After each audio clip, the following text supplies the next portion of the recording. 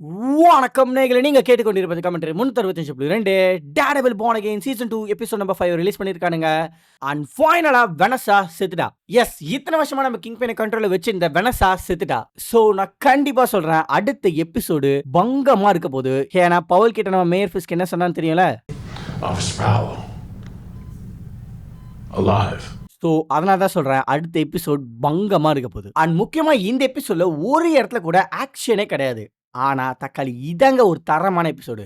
ஏன்னா நம்ம ஃபாகியை கொடப்பான புல்ஸைய எதுக்கு நம்ம மேட் மோட காப்பாத்துறானுங்கிறத நம்ம மேட்டுக்கும் ஃபாகிக்கும் இருக்க ஒரு சின்ன பிளாஷ்பேக் சீக்வன்ஸ் மூலமா அவ்வளவு பியூட்டிஃபுல்லா எழுதியிருப்பாங்க. அண்ட் மார்வல் ஃபேஸ் 4ல பண்ண தப்பு என்னது, எல்லா வில்லன்ஸையுமே பேசி கன்வின்ஸ் பண்ணதான். லைக் கிளைமேக்ஸ் வந்துச்சு, திருந்திடுன்னு சொன்னா திருந்திடுவானுங்க. ஆனா அதே மாதிரி தான் இந்த இடத்துல புல்ஸையை திருந்துற மாதிரி காட்டுறாங்க. பட் ஆனா இந்த இடத்துல யாருமே அவனை வந்து கன்வின்ஸ் பண்ணி திருத்தல. அவனாவே தான் தான் பண்ண தப்ப புரிஞ்சு அதை சரி பண்றதுக்காக தான் இப்ப இது எல்லா விஷயத்தையும் பண்ணியிருக்கான். அண்ட் இப்ப அவன் சாகக்கூடியவன் தான். சோ அதனால என்ன சாக விடு நம்ம டேர்டெவில் கிட்ட அவன் கேட்டிருப்பாங்க.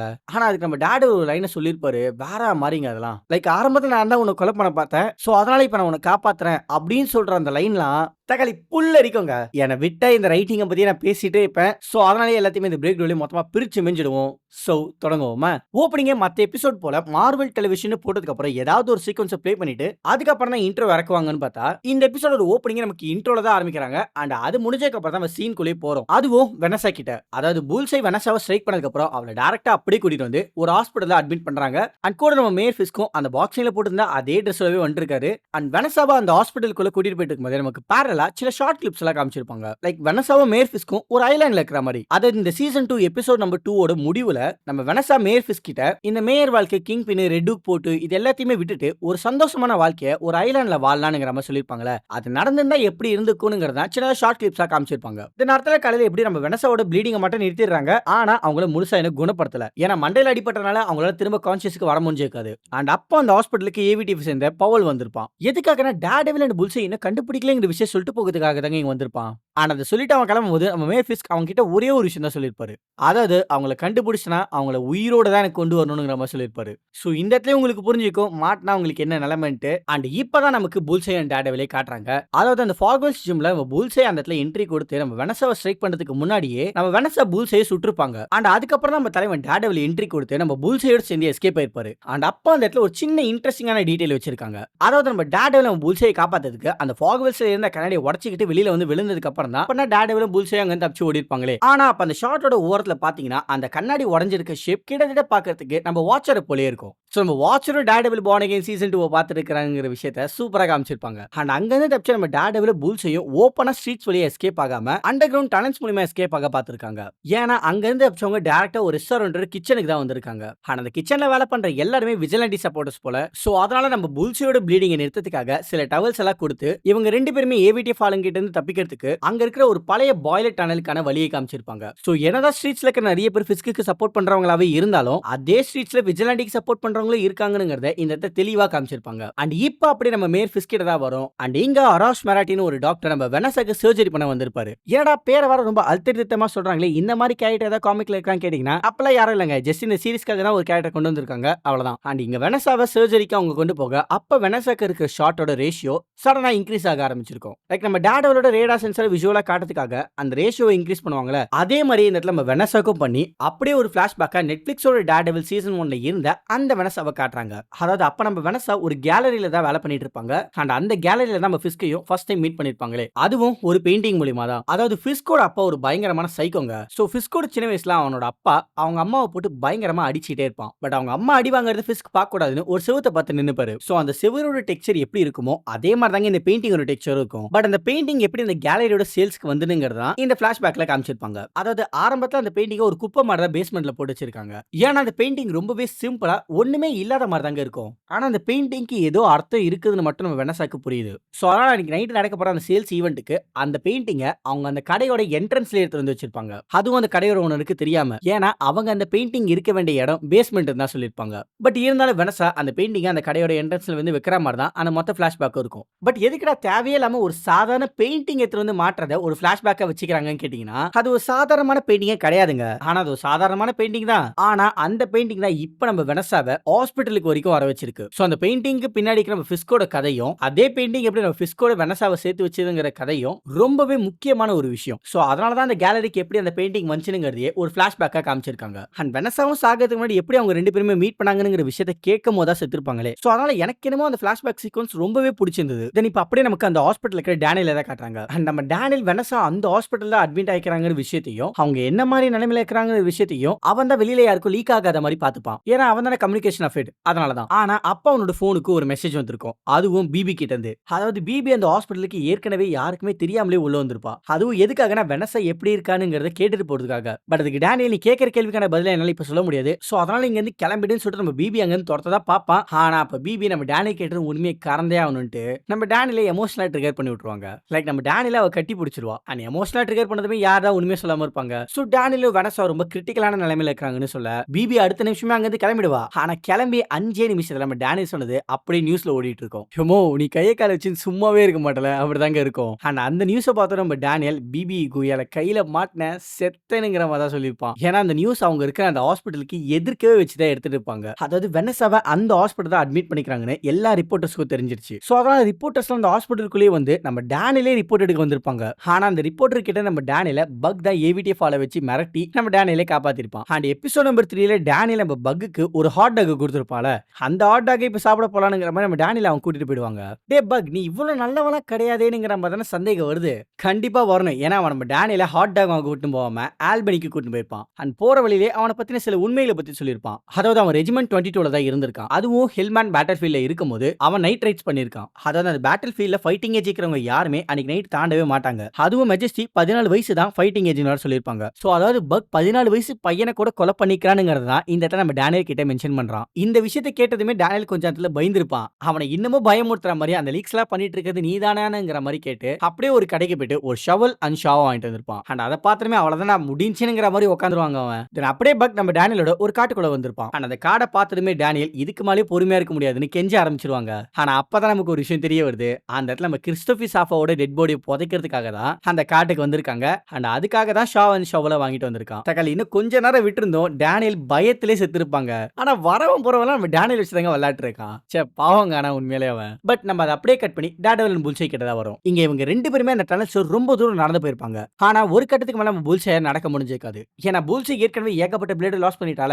அதனால அவன் பாடி ரொம்ப வீக் ஆகி அவன் ஓரமா உட்காந்துருவான். ஆனா அப்ப நம்ம தலைவன் டேர்டெவில் புல்சை தூக்கிட்டு போலாம் தான் பாப்பா. ஆனா அப்பதான் புல்சை என்னை காப்பாத்தல உனக்கு எந்த பிரயோஜனமும் இல்லைன்னு சொல்லியிருப்பான். ஏன்னா நம்ம ஃபாகியை கொலை பண்ணது புல்சை. அண்ட் அதே கொலை தான் நம்ம டேர்டெவில புல்சை கொலை பண்ண வச்சிருக்கோம். ஆனா புல்சை செத்து இருக்க மாட்டான். சோ மேபி ஒருவேளை புல்சை சாகாம இருக்கிறதுக்கான காரணம் நம்ம ஃபாகியை கொலை பண்ண அந்த தப்ப பேலன்ஸ் பண்றதுக்காக வெனசாவை கொலை பண்றதுக்காக தான் அவன் இன்னமும் உயிரோட இருக்கிறதா அவன் நினைச்சிருப்பான். சோ அதனால தான் அவன் வெனசாவை கொலை பண்ண பார்த்திருக்கான். அண்ட் ஆக்சுவலா பார்த்தா அவன் கொலை பண்ணிட்டான். சோ இதுக்கப்புறம் அவன் சாக கூடி வந்தான். சோ அதனால என்ன சாக விடுன்னு நம்ம டேர்டெவில் கிட்ட கேட்டிருப்பாங்க. ஆனா அதுக்கு நம்ம டேர்டெவில் நான் உன்னை கொல்ல பார்த்தேன் தான். ஆனா அதனால தான் இப்போ உன்னை காப்பாத்த பாக்குறேன். சோ நம்ம 2 பேருமே ஒரு இடத்துல தப்பு பண்ணிருக்கோம். அதனால பாவ மன்னிப்பு கேட்போன்ட்டு நம்ம புல்சையை தூக்கிட்டு டேர்டெவில் டைரக்டா சர்ச்சுக்கு போய் பாருங்க. ஆனா இந்த சீக்வன்ஸ் எல்லாத்தையுமே காமிச்சிட்டு இருக்கும்போதே நமக்கு அப்படியே சைட் பை சைடா நம்ம மேட் அண்ட் ஃபாகியோட ஃபிளாஷ்பேக் சீக்வன்ஸ் காமிச்சிருப்பாங்க. அதுவும் நெல்சன் அண்ட் மேட் மடக்க ஆரம்பிக்கிறதுக்கு இவங்க 2 பேருமே காசை சேர்த்துட்டு இருப்பாங்கல. அந்த டைம் பீரியட் ஆஃப் ஃபிளாஷ்பேக் தான் இந்த இடத்துல காமிச்சிருப்பாங்க. அதாவது இவங்க 2 பேருமே மேட் மடக்க நெல்சன் ஆரம்பிக்கிறதுக்கு முன்னாடி மிஸ்டர் லிவின்னு சொல்லக்கூடியவங்கள தான் வேலை செஞ்சிருக்காங்க. அண்ட் இப்போ மிஸ்டர் லிவின் இவங்க 2 பேரையுமே லயனல் சொல்லக்கூடிய ஒரு குற்றவாளியோட குற்றத்தை அவனே ஒத்துக்கிறதுக்கான ஒரு பேப்பர் சைன் வாங்க போயிருப்பாங்க.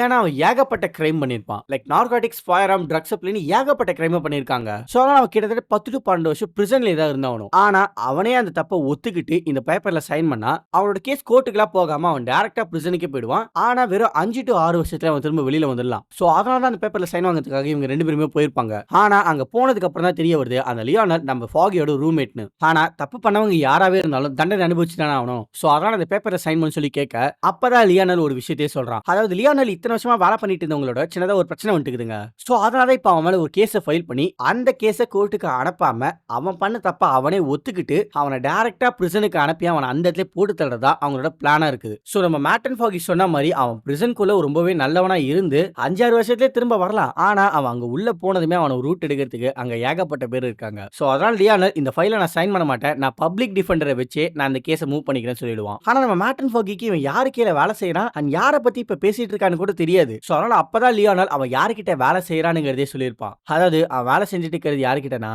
நம்ம கிங்பின் கிட்ட. தக்காளி நியூயார்க்ல எந்த விதமான கிரைமாவே இருந்தாலும் அது நம்ம கிங்பினோட சம்பந்தப்படாம இருக்கவே இருக்காது போலங்க. தலைவன் எல்லாத்துலயும் இருக்கான். அண்ட் லியோனல் சொல்லும் போது அந்த கிங்பினை காட்டும் போது ஒரு பிஜிஎம் இறக்குவாங்க.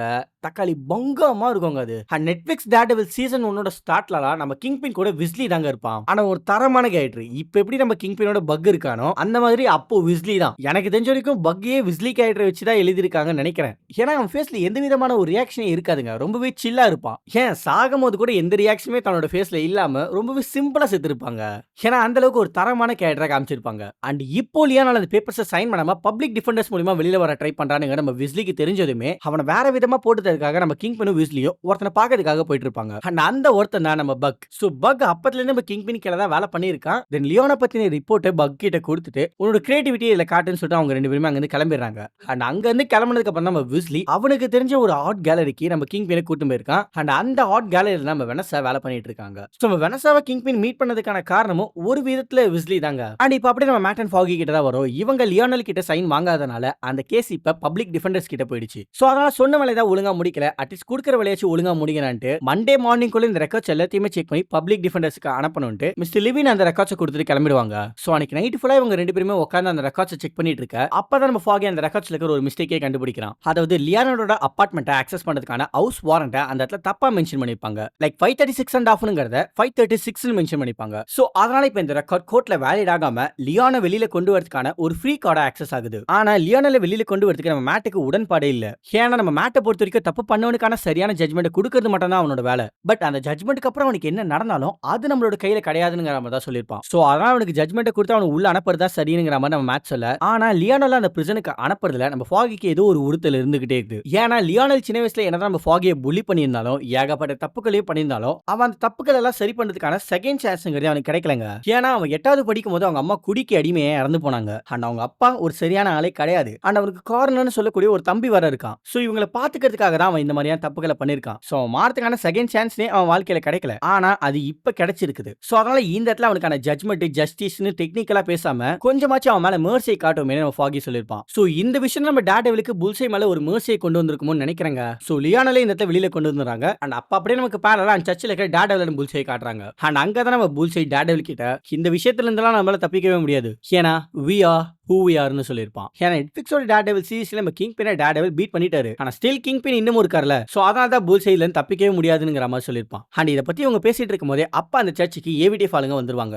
சோ அதனால அந்த சர்ச்சில் இருக்கிற முழுசா பிரீஸ்ட் ஆகாதவன் அவங்கள அந்த சர்ச்சில் இருக்கிற ஒரு சீக்ரெட்டான ரூம்குள்ள அனுப்பிடுவான். அண்ட் அப்ப அப்படியே நம்ம லியோனலோட அபார்ட்மெண்ட்டுக்கு ஃபாகி வந்திருப்பான். அதுவும் லியோனலை இந்த ஊர்ல இருந்து அனுப்பி அவனோட வாழ்க்கையை புதுசா ஆரம்பிக்கிறதுக்காக கொஞ்சம் காசை கொடுத்துட்டு போகிறதுக்காக வந்திருப்பான். அதுவும் அந்த காசு இவங்க மேக்மடாக் அண்ட் நெல்சன்ங்கிறது உருவாக்குறதுக்காக சேர்த்து வச்சிருந்த காசு. சோ இந்த இடத்துல உங்களுக்கு புரிஞ்சுக்கும் ஃபாகி எந்த அளவுக்கு ஒரு பியூரஸ்ட் சோல்னு. அண்ட் இப்போ அப்படியே இந்த சைடு நம்ம டேர்டெவில் புல்சையும் அந்த சர்ச் இருக்கிற ஒரு சீக்ரெட் ரூம்ல ஒளிஞ்சிட்டு இருக்க அந்த இடத்துக்குள்ளே ஏவிடி ஃபாலுங்க வர ஆரம்பிச்சிருவாங்க. சோ அதனால புல்சை முட்டாத்தனமா நடந்துக்க பார்க்காத ஒழுங்கா இங்க இருந்து கிளம்பிடுன்னு சொல்ல நம்ம டேர்டெவிலுக்கு வர வழி இல்ல. ஏன்னா ஒருத்தர் வெளியில இருந்தா தான் இன்னொருத்தவங்களை காப்பாற்றவே முடியும். சோ அதனால நம்ம புல்சை அந்த இடத்துல விட்டுட்டு டேர்டெவில் அங்க இருந்து போயிடுறாரு. ஆனா அந்த சர்ச்சுக்கு வெளியில வந்து ஒரு ஸ்டெப் எடுத்து வைக்கும் போது நம்ம டேர்டெவிலுக்கு மறுபடியும் அந்த ஃபிளாஷ்பேக் தான் ஸ்ட்ரைக் ஆகுது. அதாவது நம்ம மேட்டோ ஃபாகி சேர்த்து வச்சிருந்த காசு அது இல்லன்னு தெரிஞ்சதுமே நம்ம ஃபாகி அந்த காசை எடுத்துக்கிட்டு எங்க வந்திருப்பானுங்கிற மேட்டுக்கு நல்லாவே தெரிஞ்சு டைரக்டா லியோனலோட அபார்ட்மெண்ட்டுக்கு நம்ம மேட் வந்துருவாங்க. அண்ட் அப்பதான் ஃபாகியும் காசை கொடுத்துட்டு வெளியில வந்திருப்பான். பட் ஃபாகி பண்ணது ரொம்பவே நல்ல விஷயங்கிறது மட்டும் நம்ம மேட்டுக்கு தெரியுது. சோ அதனால எங்க போலான்னு கேட்க அதுக்கு ஃபாகி ஜோசிஸ் பார்னு சொல்லிருப்பான். பட் ஜோசிஸ் பார்க்கு போயிட்டு நம்ம என்ன செலிப்ரேட் பண்ணலாம்னு மேட் கேட்க அதுக்கு ஃபாகி மர்சின்னு சொல்லிருப்பாங்க. அண்ட் அதை சொல்லும் போது இந்த சைடு நம்ம புல்சையை காப்பாத்துறதுக்கு டேர்டெவில் அங்க மறுபடியும் வந்திருப்பாரு. அண்ட் அப்ப டேர்டெவில பார்த்த புல்சை நீ வருவனுங்கிறது எனக்கு தெரியும்டானுங்கிற மாதிரி சிரிக்கிற அந்த இடம் தக்காளி பங்கமா பண்ணிப்பாங்க. நான் கண்டிப்பா சொல்றேன் அந்த சீக்வன்ஸ் அப்போ நிறைய பேருக்கு புல்லரிச்சிருக்கும். ஏன்னா அந்த மொமெண்ட்டை செட் பண்றதுக்கு அந்த ஃபிளாஷ்பேக் சீக்வன்ஸ் அவ்வளவு பயங்கரமா இருந்தது. தென் அந்த ஏவிடி ஃபாலுங்க எல்லார்கிட்ட இருந்துமே தப்பிச்சு நம்ம பிராங்க் ஐடோட்டா இருந்த அந்த இடத்துக்கு புல்சை தூக்கிட்டு டேர்டெவில் வந்துருவாருங்க. அண்ட் அப்ப அங்க இருந்து நம்ம கேரன் பேஜ் புல்சை பார்த்ததுமே நீ திருந்தவே மாட்டல அப்படின்னு நம்ம டேர்டெவில் பார்த்திருப்பாங்க. அண்ட் அப்ப அப்படியே நம்ம லியோனோட அபார்ட்மெண்ட்டுக்கு பக் ஒரு டெலிவரி காயா அவனை போட்டு தள்ளுறதுக்காக உள்ள வந்திருப்பான். ஆனா அதுக்கு முன்னாடி லியோனல் அங்க இருந்து தப்பிச்சு ஓடிடுவாங்க. அண்ட் அப்படியே ஜோசிஸ் பார்ல நம்ம மேட்டோ ஃபாகி வெளியில வர அப்ப நம்ம மேட்டோ ஒரு விஷயத்தை சொல்லியிருப்பான். அதாவது இனிமே மேட் மொடாக் அண்ட் நெல்சன் கிடையாது, இனிமே நெல்சன் அண்ட் மொடாக் தான் சொல்லியிருப்பான். ஏன்னா நம்ம மேட்டுக்கு ஜட்ஜ்மெண்ட்டை விட ரொம்பவே ஒரு முக்கியமான விஷயமா மேர்சி தானுங்கிறத ஃபாகி புரிய வச்சிருக்கால. சோ அதனால நெல்சன் மொடாக்னுங்கிறதா சரியா இருக்கும்னு சொல்ல அப்படியே நம்ம ஃபைனலா வெனசா கிட்ட தான் வரும். அதாவது வெனசாக்கு அந்த சர்ஜரி சக்சஸ்ஃபுல்லா நடத்திடுவாங்க. ஆனா அவங்க கொஞ்ச நேரத்துக்கு கான்ஷியஸ்க்கு மட்டும் வந்திருக்க மாட்டாங்க. பட் ஃபைனலா அவங்க கான்ஷியஸ்க்கு வந்து கண்ணு முழிச்சு பார்க்க அப்பதான் நம்ம ஃபிஸ்க்கு உயிரே வந்திருக்கும். சோ அதனால இப்போ உனக்கு என்ன வேணும், என்ன நான் பண்ணணும்ங்கற மாதிரி கேட்க அப்ப நம்ம வெனசா நம்ம ஃபிஸ் கிட்ட ஒரு கதையை சொல்லி கேட்டிருப்பாங்க. அதாவது இவங்க ரெண்டு பேருமே எப்படி சேர்ந்தாங்கங்கிற கதையை பத்தி. ஆனா அந்த கதையை சொல்லும்போது நம்ம ஃபிஸ்க்கு நோட் பண்ணுங்களேன், ரொம்பவே சந்தோஷமா அந்த கதையை சொல்லியிருப்பாரு. ஆனா அந்த சந்தோஷம் கொஞ்ச நேரம் தான் நீடிக்க போகுதுங்கிறது அப்ப நம்ம ஃபிஸ்க்கு தெரிஞ்சிருக்காது.